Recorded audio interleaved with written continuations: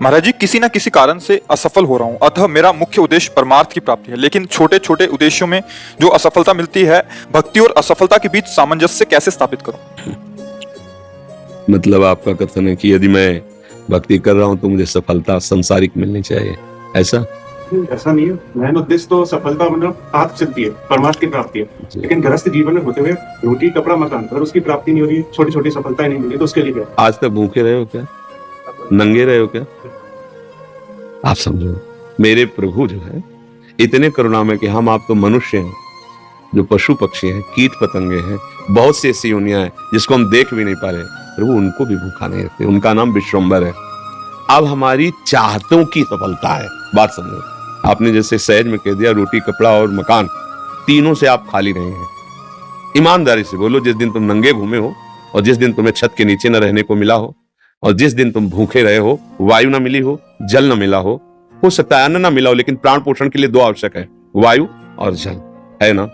अब हमारी बात असलियत में, हमारी जो शरीर पोषण जीने की आवश्यकता है वो तो सबकी पूर्ति हो रही है। आप देख लीजिए, चाहतों की पूर्ति शब्द पहले हम लोग क्या करते हैं कि असली ज्ञान को छुपा करके नकली बात बोल देते हैं, जिसमें सब हाँ में हाँ मिला दे। ये नकली बात है कि हमें रोटी कपड़ा और मकान तो चाहिए, पक्का प्यारे वो पशु पक्षियों को भी देता है। घोंसला बनाने की, आप देखो उनके घोंसले कैसे बने, आप बनाने में फेल हो जाएंगे। नहीं फेल हो जाएंगे? कैसे वृक्ष में कैसे हिलगा के घोंसला, उनको बुद्धि दी, किस स्कूल में जाके सिखाया उन्होंने? हरि ने दी, हरि ने। तुम अपने वास की व्यवस्था कैसे करो, ऐसे बना दिया। भोजन की व्यवस्था उनको सिखा दिया। कोई भी सृष्टि में ऐसा नहीं है जिसका माता की तरह भरण पोषण भगवान ना करते हो। हाँ, अलग अलग जिनको जैसा भगवान ने। अब हमारी जो असफलता है उसमें हमारी चाहत है, मैं कपड़ा तो पहनूं पर ऐसा पहनूं, समझना, रोटी तो खाऊं पर ऐसी खाऊं, मकान तो हो पर ऐसा हो। समझ पा रहे हैं आप? अब इसके लिए हमारा कर्म कार्य करेगा।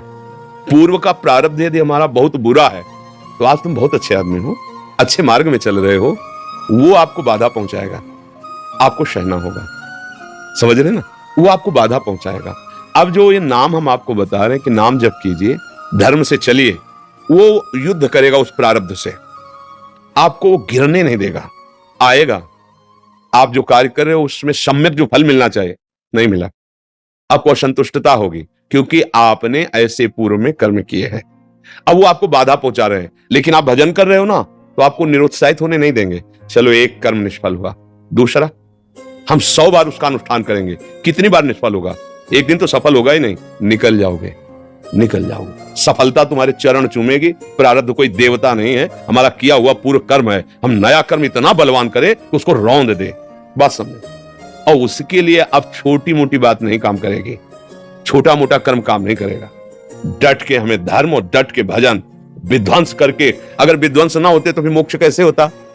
मोक्ष का मतलब जानते हो? सब कर्म नष्ट हो गए अनंत जन्मों के, और इस जन्म के भी बिल्कुल मोक्ष में बिल्कुल मुक्त, अब कोई बंधन नहीं हो, भगवान का स्वरूप हो गया। तो हुआ तो इसी जन्म में, जो हमने साधना की, जो भजन किया, जो चिंतन किया, जो सत्संग किया, मारा इसने पूरी आग लगा दी।